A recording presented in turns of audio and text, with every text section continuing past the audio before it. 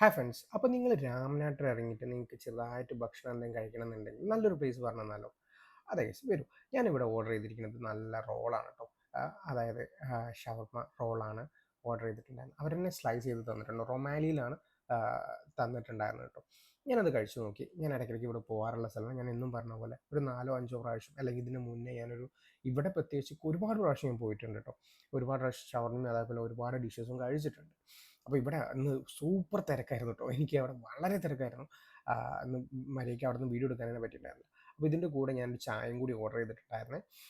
ചായക്കായിരുന്നു order ചെയ്തിട്ടുണ്ടായിരുന്നു. അടിപൊളിയായിരുന്നു. നല്ല അത്യാവശ്യം എന്താ പറയുക, തരക്കേടില്ലാതെ നിങ്ങൾക്ക് കഴിക്കാൻ പറ്റിയ ഒരു പ്ലേസാണ് കേട്ടോ. രാമനാട്ടിലുള്ള തരക്കേടില്ലാതെ കഴിക്കാൻ പറ്റിയ പ്ലേസാണ് ഇത്.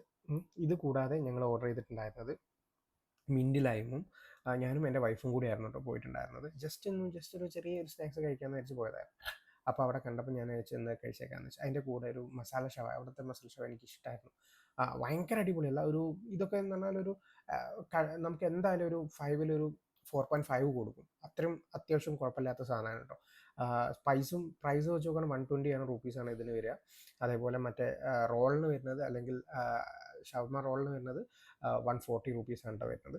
അപ്പോൾ ഇത് ചെറിയൊരു സ്നാക്സ് നിങ്ങൾക്ക് കഴിക്കണം എന്ന് താല്പര്യം ഉണ്ടെങ്കിൽ ഡെഫിനറ്റ്ലി ആയിട്ട് കൺസിഡർ ചെയ്യാൻ പറ്റിയ ഒരു സ്ഥലമാണ്.